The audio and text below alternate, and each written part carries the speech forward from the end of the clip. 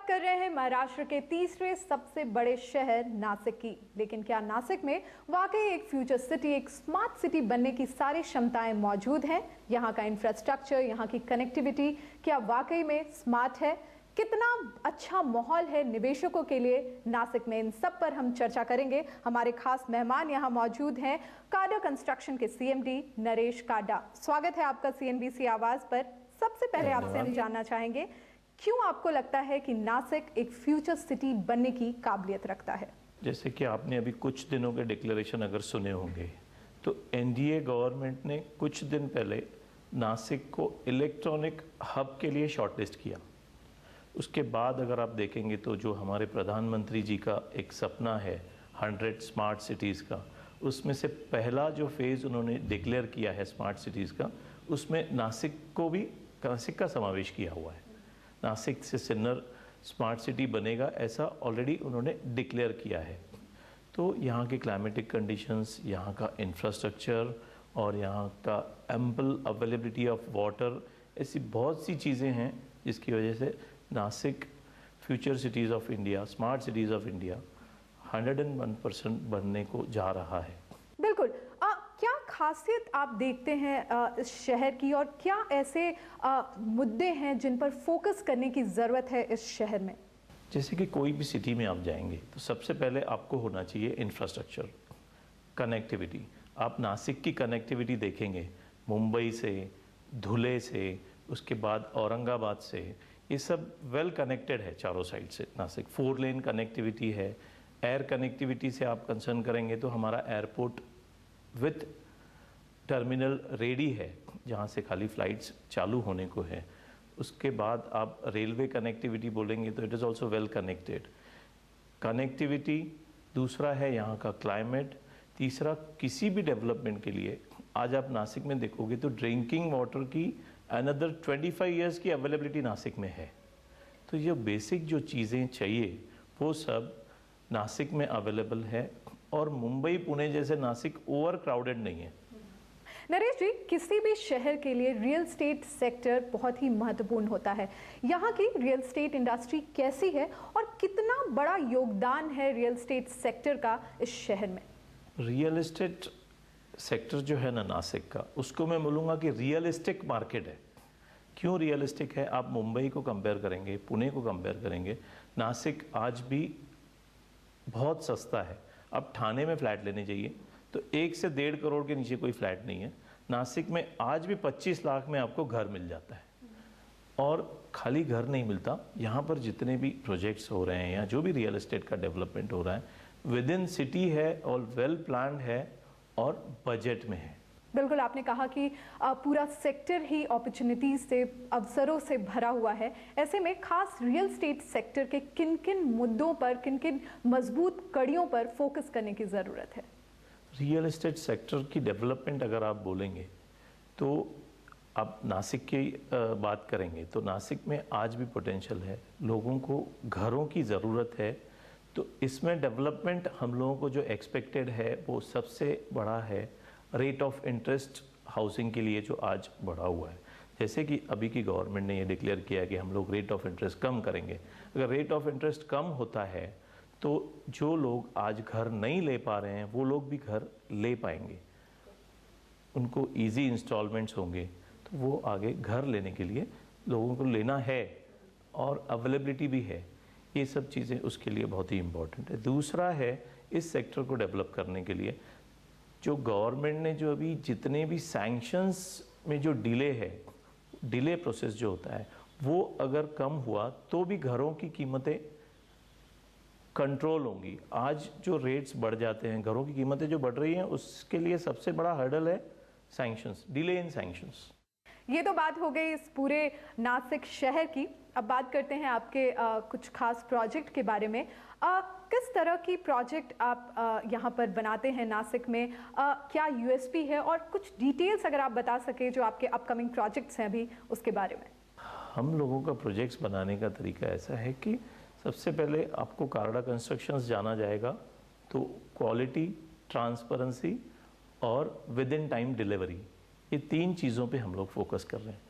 और दूसरा अल्टीमेटली जो प्रोजेक्ट बनना चाहिए, जो प्रोजेक्ट हमको डिलीवर करना चाहिए वो खरीदार के बजट में होना चाहिए।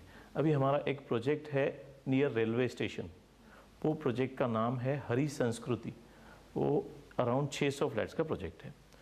उसका यूएसबी ये है कि 15 लाख से 25 लाख का उसका बजट है। आज भी सबको वो लेने जैसा, यानी बजट उसका ऐसा है कि खरीदार वो इजीली खरीद सकता है। उसके बाद अगर आप हमारा दूसरे किसी प्रोजेक्ट की बात करेंगे तो एक हरिओम रेसिडेंसी हमने एक प्रोजेक्ट बनाया है, वो इंदिरा नगर के एरिया है। वो एरिया अच्छा खासा डेवलप हो रहा है, मतलब अपकमिंग एरिया है। उसमें फ्लैट्स का बजट है 25 लाख 35 लाख, जो आज लोगों को लेने जैसा है। और वहाँ पे हमने 250 फ्लैट्स का एक फ़ेज़ बनाया है, 250 फ्लैट्स का सेकंड फेज़ हम लोग लॉन्च कर रहे हैं। तो उस प्रोजेक्ट में आज भी अराउंड हम लोगों ने सेल किया है, उसका 100% फर्स्ट फेज़ सेल हो चुका है, जहाँ पर लोग रह रहे हैं। आज तक हमारे फर्म ने, हमारा जो कारडा ग्रुप है, हम लोगों ने आज तक 3,500 फ्लैट्स डिलीवर किए हैं। सरकार हमेशा ही अफोर्डेबल हाउसिंग की काफ़ी बातें करती है। हम हर शहर में अफोर्डेबल हाउसिंग होना चाहिए, हर लोगों के पास घर होना चाहिए। ऐसे में नासिक में अगर देखा जाए, क्या प्राइसेस किस तरह की हैं यहाँ, और क्या आने वाले दिनों में ये प्राइसेस कम होंगी?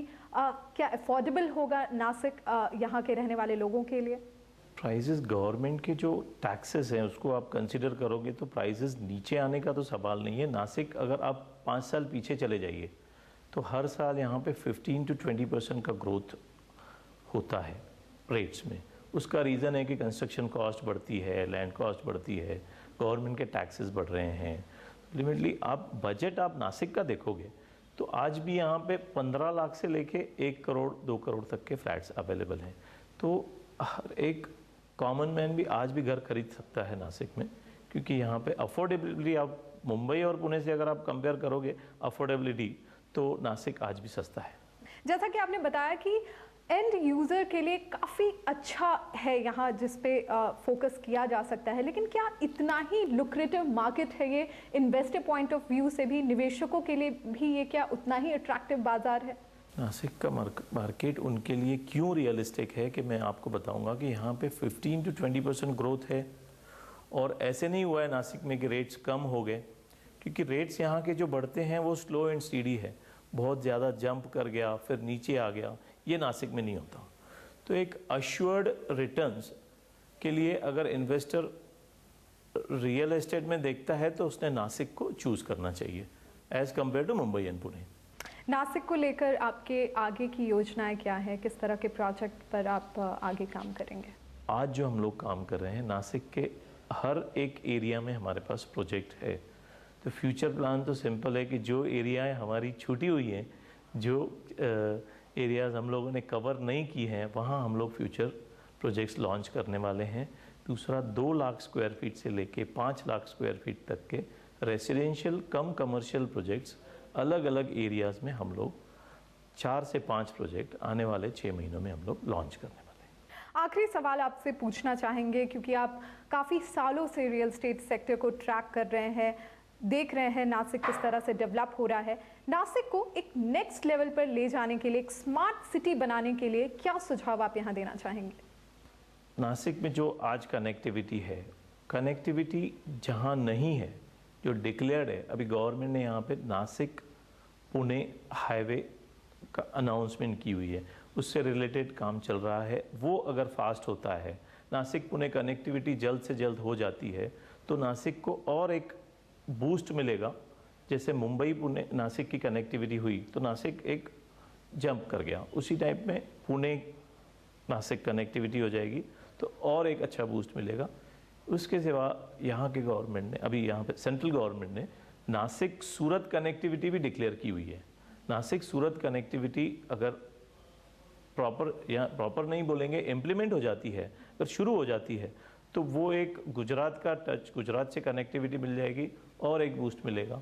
तीसरा, जैसे मैंने आपको बताया कि यहाँ के एयरपोर्ट विथ टर्मिनल रेडी है, लेकिन यहाँ से फ़्लाइट्स अभी स्टार्ट नहीं हुए हैं। फ़्लाइट्स अगर जल्द से जल्द शुरू हो जाते हैं तो एयर कनेक्टिविटी होने से यहाँ पर आईटी सेक्टर, मल्टीनेशनल कंपनीज आने के ज़्यादा चांसेस हैं। वाकई अगर जितनी भी सरकार की योजनाएं हैं वो अगर समय पे पूरे हो पाए, चाहे हम रेल कनेक्टिविटी की बात करें, एयर कनेक्टिविटी की बात करें, लेकिन कनेक्टिविटी एक बहुत बड़ा फैक्टर होता है किसी भी शहर को फ्यूचर सिटी बनाने के लिए। बहुत बहुत शुक्रिया सर हमसे बात करने के लिए।